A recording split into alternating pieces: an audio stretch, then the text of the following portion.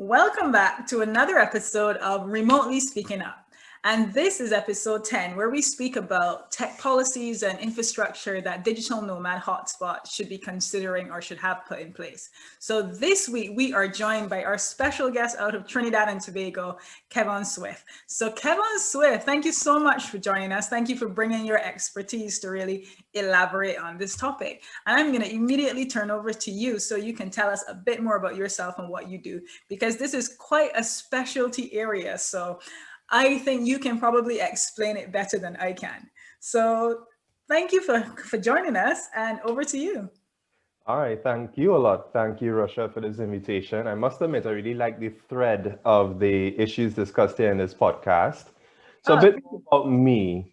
So, I would say typically I have a very eclectic background, but it all comes back to the entire question of digital policy and an yeah. enabling digital environment. So, in Mhm. terms of background, my studies range. Oh, and I did a lot. I think Yeah.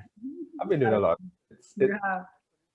Between international relations, international trade and languages, internet governance, diplomacy, and of late, I wanted to find out the advances in legal scholarship on a number of issues related to transactions and e-commerce. So I'm doing an LLM in internet law and policy, and it's very timely talking about the advances in legal scholarship for transactions and commerce, because right now within Europe, there's a huge debate going on about something called the Digital Services Act, Yeah. which is expected to replace or to update the 2000 e-commerce directive, which really brought a lot of clarity to the activities that we do online. And those Yeah. activities, not just the commercial activities, but also non-commercial activities. It's just about bringing clarity and certainty to the environment.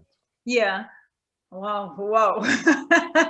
That is way above my level of intellectual abilities. I'm Mr. Digital, for want of a Yeah. better word. Yeah, you definitely are the definition of a digital native. So I guess our listeners, and hearing a lot of the things, the very technical things that you mentioned, well, the first question would really be, well, why should this stuff matter to Caribbean countries or to digital nomad hotspots? And one of the reasons I know is with regards to a lot of not just Caribbean countries, because this goes globally as well. If you think about countries like Estonia, that they sought to become a digital environment. There were a lot of things they had to put in place. So why now? Do you think this has become more important than ever, especially for those places trying to attract remote workers? So interestingly, I would say for quite a while, and I would say before the pandemic, we knew technology, we knew digital issues were important, but some of Yeah. it this sort of stepchild approach.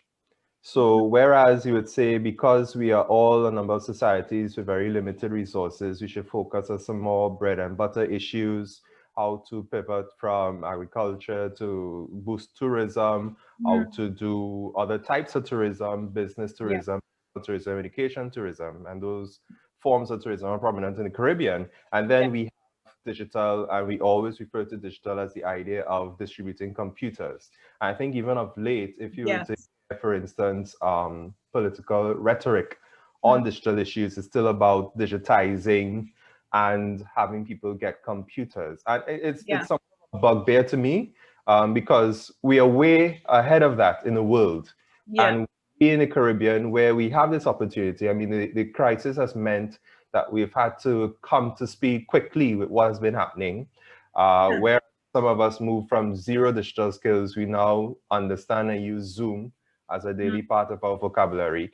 But we shouldn't be still stuck on the idea that, okay, it's just about getting a computer and using it. We should be more along the lines of how do we produce, how do we create, and how do we reach out Mm. to people on a digital platform. And it's by that very nature, there's only so much you can do within your national territory, within your borders. Yeah. When you think digital and when you do digital, you are on a global playing field. So Mm. it's a question now for Caribbean governments to ensure that the conditions are there for us to be really part of that global playing field and be on a good competitive basis with other players. Yeah. So this conversation, we could discuss it on a number of fronts. I mean, there are a Yeah. lot of things that we could talk about that Caribbean governments need to do. Mm. The user side, the approach still obtains. It's about understanding your skill set, marketing that skill set, understanding that you're not just thinking about what happens in Trinidad and Tobago, what happens in Barbados, but what happens in the world, Yeah. and having sufficient digital skills to be able to carry out what you need to do. Yeah. But in addition to that, I think just on a user basis, whether or not we are directly involved in infrastructure and security issues and the like, we Mm. need to be familiar with what they are. So when it is that we are doing advocacy or we are requesting certain things from the decision makers, we are able to put language to what those things is. So it's a broader Yeah. policy activity that needs to occur. Yeah. And I'm probably just talking a lot because there's just so many ideas that come to mind with Yeah. this same topic, right? It's Mm. a broader policy conversation that needs to occur, and it's a policy conversation that needs to occur in an unprecedented way, because in the Caribbean, we are quite used to policy. Well, what is policy? People think it's a book. It's a document. Yeah. Laws have been created in a way that it's the political directives that then become law. Yeah. Thing that is based on a social scientific basis, on an evidential basis in general. And Yeah. when it comes to the digital space, it is inevitable. Digital needs to have that social scientific basis. And compared to any other issue area, the digital will transform so quickly that Yeah. even best prepared countries are unable to really anticipate and guide some of the greatest technological advances there is. So where are we in the Yeah. Caribbean? We have to ascertain exactly where we are and what we want to achieve in that digital space. But it's really about giving us that adequate playing field Mhm. as citizens here to be able to compete on a global Yeah. stage.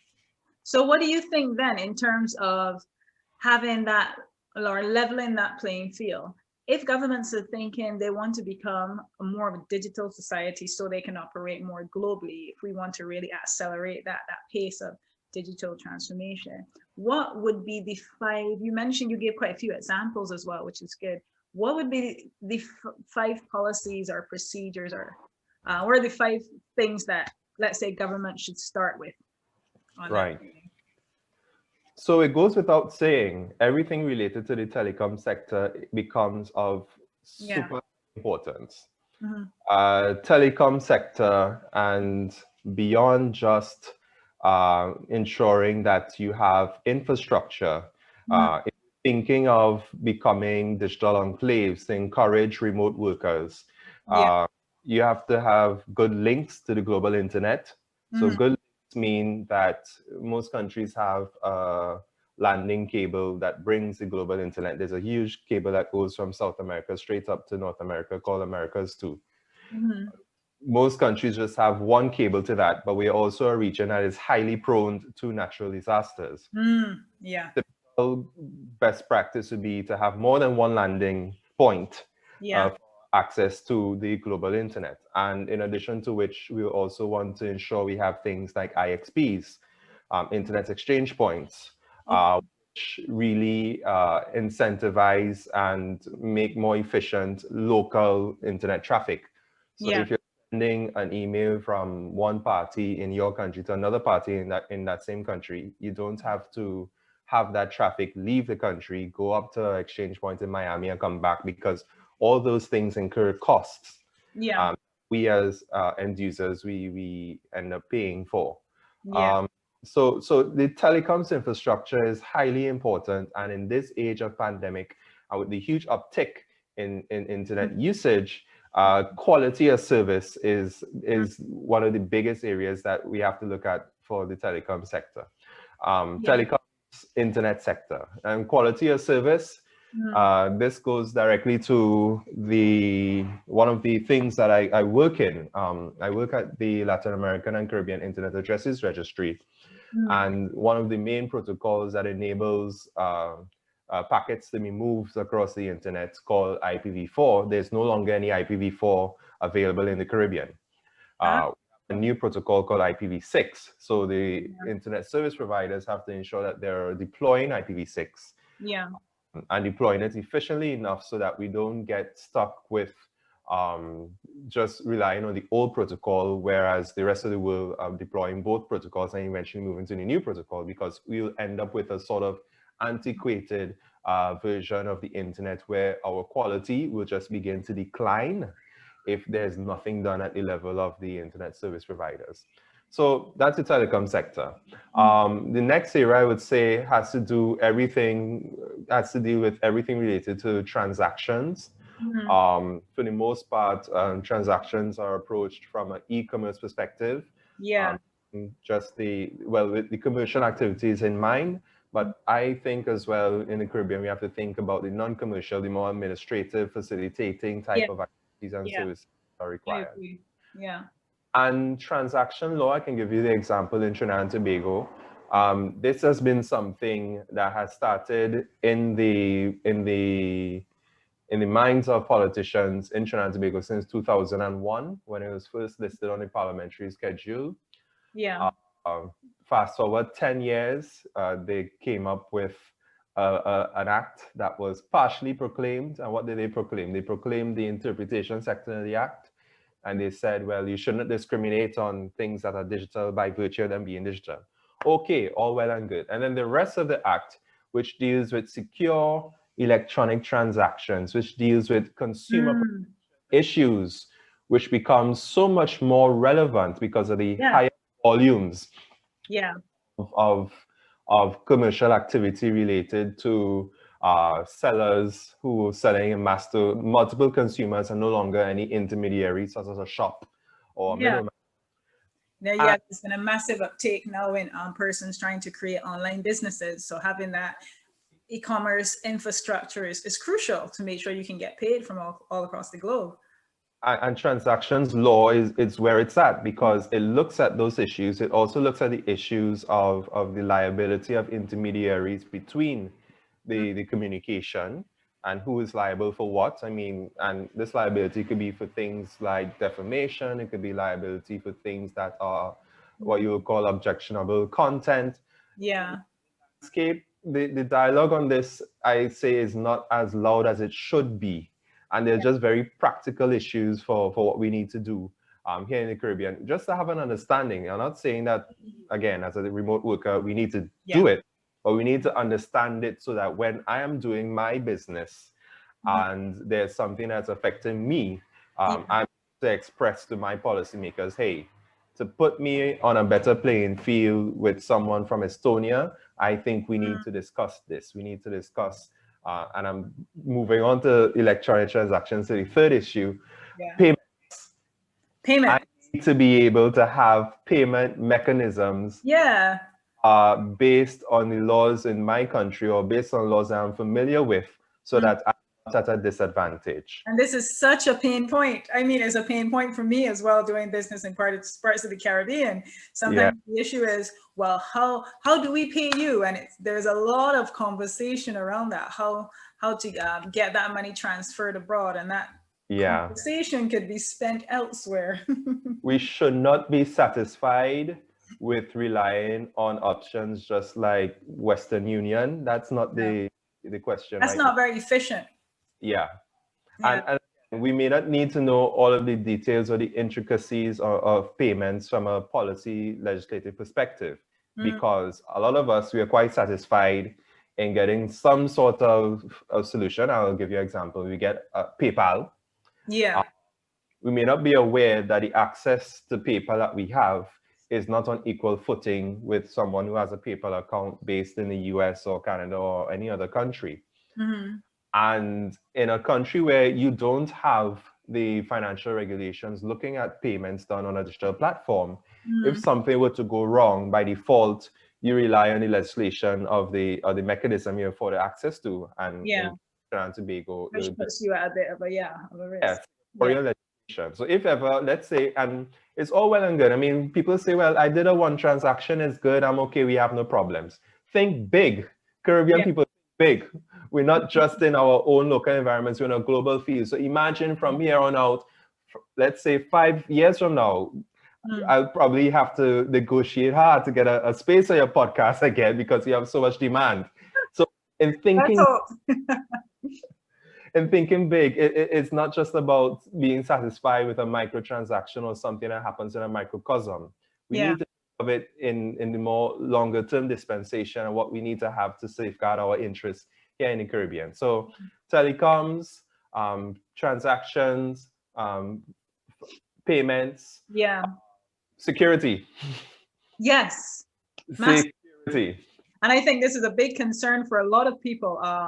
When they think about becoming more digital, the first thing you hear about, oh, what about being hacked? What about this happening? What about cybersecurity? What can be done? What should governments be doing to allay those sort of concerns? So in any security conversation, you have to eventually come across the concept of acceptable risk. Yeah. So what about being hacked? It's going to happen at some point, especially if you're noticeable and you're doing good things. I'm in the UK and I've been hacked before. I've had my bank accounts. I've had my account card during COVID, during the lockdown in August. It was canceled. I'm like, why is my card being declined? There's money on my account. When I finally went to the bank, it's because someone hacked a learning platform that I was using and I had to get a new card. So regardless of the systems they have in place, and luckily my bank had a lot of systems to stop them from taking the money, it will happen. Well, so I have one better for you there. I was on my way to Caribbean Cybercrime Convention. Cybersecurity convention. It was all aspects of cybersecurity. And I was hacked. I had 500 US on my account by in Russia. And here I am at the airport, 2 minutes from boarding, and I get this call. Did you purchase any games online from Russia? I said, you could see that I did a transaction the day before in Trinidad and Tobago. How would I possibly overnight the day after and buy electric games? It doesn't make sense. So I went to that convention and I had a presentation to do. And I hope that you started with, I was hacked. And I'm like, this isn't even a lie. This is I was hacked. Right? But you need security. So, pardon. The security conversation can go along two lines. I mean, as remote workers on a layman's basis, there are just some things that we need to do, especially as we do more online activity. Yeah. Invest in an antivirus. Don't question the fact, well, nothing, my computer is working, so I don't need it. Invest in an antivirus and make sure that you have an antivirus that has up-to-date definitions. That is the starting point. A lot of the attacks that you have, some of these attacks are not immediate. You have attacks, for instance, an attack called distributed denial of service attack is about having bad code installed on your machine, go for days, weeks, months without even knowing it. And then all of a sudden, when the hacker decides that they want to attack a major system, your machine becomes a drone and is part of millions of other machines attacking the system that he directs it to attack. Oh my word. Like that, for the technical persons, for the police officers, for the legal minds, it is so just... it's like something just laying dormant within your system, waiting to attack. Almost sounds like a Trojan horse. Exactly, right? Yeah. So invest in an antivirus, invest in an antivirus, invest in an antivirus. The next thing is something that none of us like. Passwords.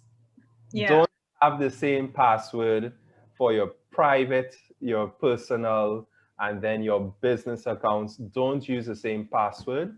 Use a password that's a mix of alphanumeric characters. If you choose a password that is a word in a dictionary, let's say it's an English word, that password will be hacked in under 0.1 second. Wow. That's just how it is, right? And we have to get into the habit of updating these passwords regularly. So it may be very annoying to a lot of us to say, well, I'm now getting comfortable with this one. I have used this forever. Why do I need to update it? And I'm very guilty of this as well. Yeah. Now, your update system could be very simple. I mean, in some instances, you have 2 digits at the end of a password that is a mix of lowercase, uppercase, and symbols. And these digits, you just add 1 every 3 months. Yeah. It had 02, the next month it goes 03, and the next couple of months it goes. So that's an easier way. Now that I've said that, I think you'll make me now go and really start to update it, because now that I've put it out there that I don't, that's public knowledge. Now I need to. So that's holding me accountable. Exactly. So yeah, the passwords is thing, and you say now that it's public knowledge, that goes to the third area, and that has been prominent, especially where I work. We have observed a lot more phishing attacks, and phishing attacks which have a social engineering component behind them. And this social engineering component, you won't believe how convincing. They're getting better and better. A lot of these scams are getting better and better. A lot better, because we involuntarily offer so much information about ourselves, and then rely or get inspired by that information to create our passwords. So you put out there the day that you went to this place, the town you were born, the day you acquired this house. You put it out there for the world to consume. You put it with the captions of your photos. You put it in so many forms in your tweets. And what you don't know is that a good social engineer knows you better than you know yourself. You know, some people are saying that their devices are spying on them, but that's all automated because of artificial intelligence. And it's not that they're spying, they're actually relying on your past info to predict what that you have given them freely. That you pick up. So spying on you, they're thinking, okay, by tomorrow he's gonna need to have insecticide, because this time of year you probably didn't realize they've been talking about mosquitoes. So you see an insecticide targeted ad come up to you, and you're like, they heard me, and then you see a cockroach just jump out of the blue. No. A strategically placed cockroach. Right? Like somebody's waiting behind the window to see, okay, he saw the ad, all right, so we get him. Yes, go buy now. Yeah. There's I don't know if you've seen that film, I think it was called The Social Dilemma on Netflix, where they said, if you are not a creator on the internet, whether or not you knew it, you're a consumer. Exactly. Because everything you do and you put out there, people are tracking it and analyzing that data and using that to sell stuff to you, to hack you, or to know how to approach you, to hack you with these sort of phishing emails or so. So you really have to be careful, because all types of information is being curated about you as you put content out there. So it is something that you really need to think about security-wise. And in the earlies, we used to have this sort of dissonance that whatever said on the internet didn't apply. There were no real world ramifications, and that has been dispelled so much on so many occasions. It amazes me that to date there's still some people who are unaware as to how much of themselves they sell, things that are not valuable. System. So you apply for one thing and they say log in with this other account and you get access to that, and you go okay, or you have these little games, and the games, the quizzes, the pop quizzes that gather all that information on you. Innocent questions, very innocent thing, and then this fun graphic comes up and said, oh, you are that, and you say, oh, wonderful, what is your ideal career? You might as well just open up your wallet and just throw it outside your door. So my advice to everyone, just don't do them. If you're bored, read a traditional book. Don't do things on the internet. So that's a very individual level, and I think that's really good, because as a lot of people are now looking to work more online, not just working remotely for their company, but those who are pursuing entrepreneurship online and on various learning platforms and so forth. This is really important. What that's what people can do at an individual level. Is there anything that governments can do Yes, to make yes. their society more cyber secure? So on a state level, your government is responsible for having the entire mechanism, the entire ecosystem Yeah. to address cyber incidents and Yeah. computer mediated crime. So cyber incidents could be considered the attacks to computer systems, like Yeah. I mentioned earlier on the distributed denial of service attack, Mm. or computer mediated crimes, which are not not crimes to computers, but crimes that are carried out through computers, right? Okay. Yeah. Social engineering is a huge part of that. And Yeah. typically legislation that updated legislation would try to address these two concepts. In the past, you see a lot of legislation talking about computer misuse. Yeah. Misuse, the context or the policy behind that Yeah. was to stop the tampering of ATMs. And there's been a lot of that recently in the Caribbean. A lot of that. Yeah. So now the legislative basis or the policy context has evolved. It's not just about tampering ATMs. That's the attacks to computer systems. It's about a lot of other things that occur because we have this greater user base of internet users.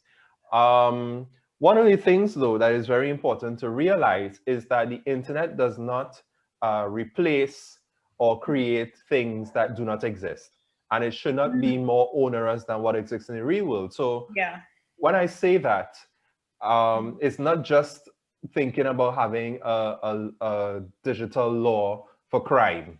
Yeah. What needs to happen, and this is where policy is important, is that your state apparatus need to understand what is the evolving landscape of crime. Because just as you've had organized crime in the past with gangs and mobs, it's the same thing that's happening in the digital world. Yeah. So every one step that you think you may do, you have a team of well-educated, well-structured people with different roles who are doing crimes via the internet. It's not, so you may say it's just about hobbyists who become hackers. It's not just that. You have organized crime. Yeah, this is an entire syndicate. Hackers. So if they are organized, it is highly important that your state is organized as well. The state with its responsibility for developing cybercrime legislation. And this legislation is highly important for a very basic principle. Yeah. The only way you can get the arms of the state involved in investigating or prosecuting a crime is for it to be considered a crime in the first place. Yeah, absolutely. I've heard this debate constantly and still in some areas where it's basically it's a debate around how much control governments or officials should have over what you do on your personal computer and who you interact with, and how do they manage those sorts of global domains. So that's definitely one I've heard different circles grappling with. So it needs to be considered a crime. It needs to be considered a crime in the same way other states are considering it a crime. Yeah. Because if you have your unique definition that doesn't match with anything else, how can you collaborate? How can you cooperate? Yeah, yeah. And that's the third point. Nearly every cyber incident or every cyber crime has multiple layers of complexity due to their transnational nature. Yeah. Long ago, and legislating for a crime where you walked into a bank and stuck up the bank teller, that was a different scenario to now, where you can be based in one country, use a proxy in another country to hide where your true location is, attack a third country whose business operation is located in one part, but digital content is hosted in a server in another country. So there are always a number of transnational elements which make it very, very difficult to think of cybercrime in a sort of vertical linear view. Yeah, it sounds very Mission Impossible. It sounds like the storyline for a Mission Impossible movie, but at the same time, it really drives that point home about having the collaborations with different institutions across borders on cybercrime, and having that agreement in terms of how do you actually describe and articulate certain types of crime. So if they do have that situation where the crime is being bounced from location to location, they can coordinate to suit. So there has been the most significant piece of legislation in that area is something called the Budapest Convention. Yeah. The Council of Europe. You have had countries being inspired by the Budapest Convention, and it's just generally important that they maintain that level of what you call dual criminality, so equal definitions for issues, so that the rest of the state's apparatus could act in time. Yeah. Talking about the rest of the state's apparatus, besides the legislation, you really need to look at the capacity within the police service of states, to understand how to actually deal with cybercrimes. If you have a live action that is happening, and you want to rely on a piece of legislation called interceptional communications, where you remove the veil of privacy by suspicion of illicit activity, and under court order, you go in to see what's happening. An untrained response would be, okay, we see this happening, we see data flows happening from this server, cut it off. And it stops. That is an untrained response. So it's really important that the police understands that, okay, I need to understand, one, cybercrime, which spells out in the penal code crimes, interception and communications, which gives me the legitimate right, because of suspicion, because some evidence I present to a court of law that says, okay, you now have right to remove the veil of privacy and protection and go in. And you have to be able to do things like preserve digital evidence of this thing happening, monitor it, and even get advice as to how to mitigate it from something called a Computer Security Incident Response Team, or CSIRT. How prevalent are those bodies within police units in, let's say, small island states like the Caribbean or so? Right. So I would say that we are still getting our feet wet. So the CSIRTs thing, the CSIRTs are not just state CSIRTs. Every sector, banking, every large company that has 2 or more branches would have a CSIRT on how to address incidents. But the cyber police, I would say there probably needs to be more. And besides the cyber element of the police knowing what to do in a situation to investigate, preserve, seize if needed, and bring forth evidence. You need to have that general training across the police. There's been a number of situations where other very big coordination effort needed. They are able to understand a complaint and unable to direct it to the absolutely. And talking about understand complaints, so if they are not aware as to who their cyber colleagues are, how then address the public? Because someone will come in and say, I see something weird happening on my computer. I run a business, what to do? If that untrained eye says, well, why you don't just take off your computer? Well, turn it off and turn it back on again, or something like that, because they don't know. There's nobody dedicated to deal with that. Exactly. And it's not because it's on the computer, it makes it less relevant. Actually, if you think of volume, if you think of the ability, the exponential impact of these activities versus the traditional one-on-one, I see a man with a gun, he enters the bank. I think that is just so basic that... Let's put a disclaimer out there. We're not encouraging anyone to rob banks. I get what you mean at the same time. Example of another cybercrime that, and I won't give these specifics as to which country and all of that, but you had in past years when internet banking was now taking off, this little lady who had realized that she was seeing 2 cents being deducted from her account every month. And she had went in, she called, she asked about the banking fees. They told her the banking fees is X amount. She looked over all of her payments, which some of them she made automatic, some of them she made manually. Yeah. What is the purpose of this 2 cent deduction? And no one took us seriously because you're missing 2 cents. Well, and bank breaks, bank charges tend to fluctuate sometimes depending on the amount as well. but it was just a distinct line that wasn't very descriptive with this 2 cent deduction. That isn't going to raise any bells, any among financial regulators. That isn't going to raise any sort of alarm whatsoever. She insisted because for her every cent mattered. Yeah, that's some hard-earned money. Yeah, exactly. 2 cents cumulatively. Hard-earned 2 cents, yes. It turns out that after she insisted for months on end and they did an investigation, this cent deduction was actually happening across thousands of accounts, tens of thousands of accounts. And it was actually malware that was written by a disgruntled ex-employee who had it running for years. He had it running for something like years. So 2 cents over tens of thousands of accounts for 8 years. Wow. It's a crime. Yeah. So, and that's the trick that legislators, or that's the challenge that legislators have, because they can't now just legislate to say, well, if a cent is missing, it's a crime.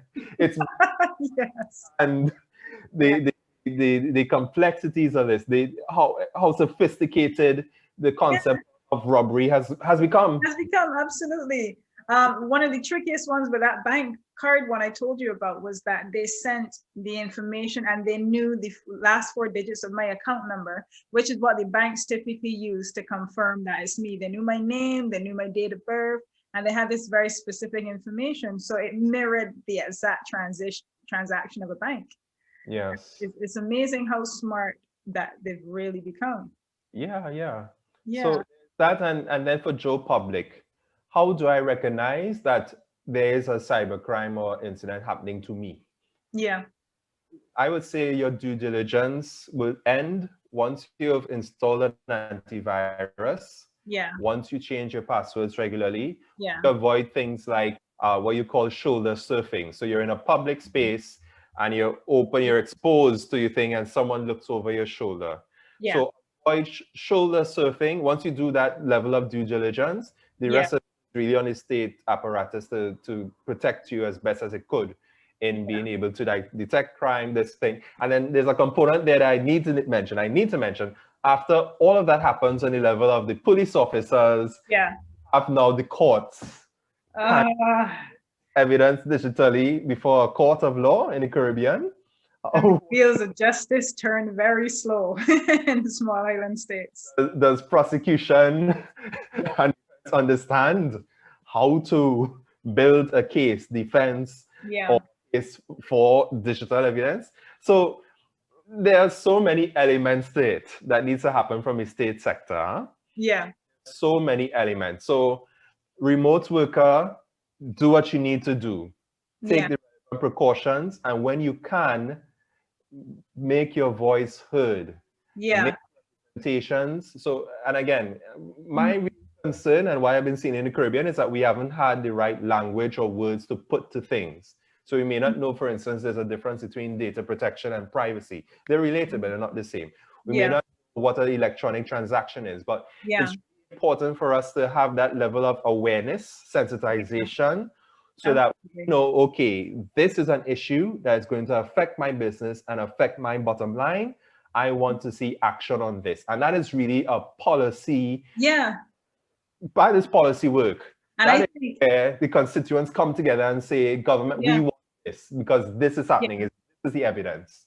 Absolutely. I think I was just about to agree with the last point you made. I think it's really the government's role to raise that awareness of how people can become more secure and safe on the internet and to understand those terms. So for example, over here, you get a lot of, well, you get it from institutions, particularly not so much from the government, but the government has a role to play as well, but you get a lot of notifications around this is how to recognize this particular attack.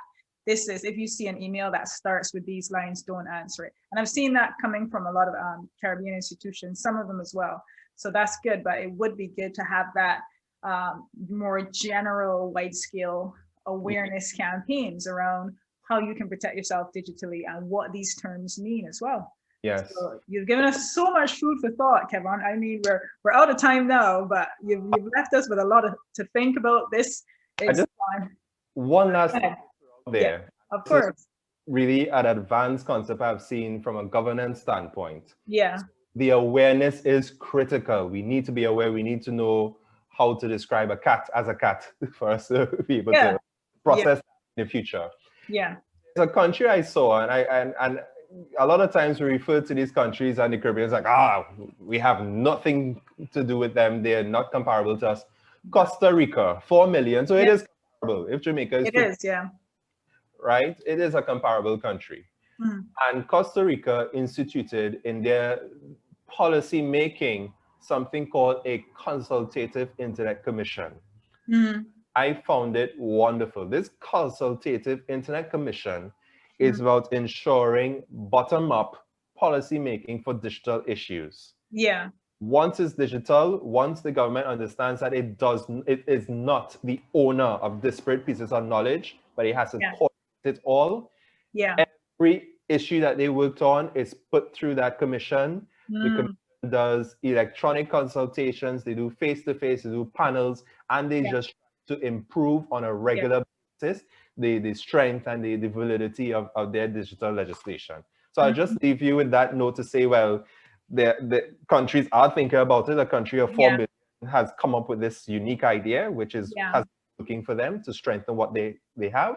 And they can offer themselves to the world as being this true e-environment where it's safe to come do your ecotourism in Costa Rica and also be a remote worker, because we have all level of protections from the policymaking side to the enforcement side.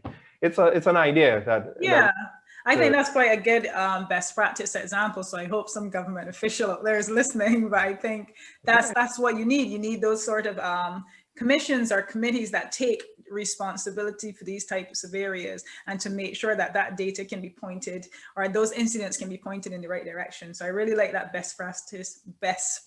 And let us not leave it to Sorry? Let us stop leaving it to the ministers to say, well, this is the thing. No, you say what you want. Tell them what you want. Exactly. Yeah, absolutely. Well, thank you again. That's a lot to think about, and you shared so much knowledge. So I pray that this episode gets everywhere. And I'm going to do what you're recommending. I'm going to push this episode in front of someone's face and say, hey, this is what you need to do to protecting your people and be protecting your environment. So thanks so much for that, Kevon. But give us your funny story before you go. You can't get away with that. And you travel quite a bit, so I know you have one in there somewhere. Well, I was saying this year at the start, I already done about 3 or 4 trips before March the 11th. And I was to myself, you know what? I could do with a break of some sort. Bam. So that we have the expression goat mouth, right? You know, right? That is exactly the same thing. That is the same thing that happened to me this year. I said to someone, I will only be traveling once this year. Last year was too much. I'm really tired. I need a break. Enter COVID-19 and take the option off the table completely. Exactly. Yeah. At least you get some rest. Well, somewhat. Sorta. Because internet is your world. So I guess technically you don't get the rest. Intensity of the online engagement has increased. So I am just zoomed out. That's a real term now, zoomed out. I get that. Thinking back in March, I should have invested in some Zoom stocks. That would have been a great idea right about now. I thought of it. I don't know. I got distracted. I thought this is a really good opportunity, but then my mind floated to something else, as it does. So thank you so much, Kevon, again. And thank you for our listeners to joining us for another episode of Remotely Speaking Up. Thank you. Take care. See you, Kevon. Okay. Bye. All right. Stop record. Done. I should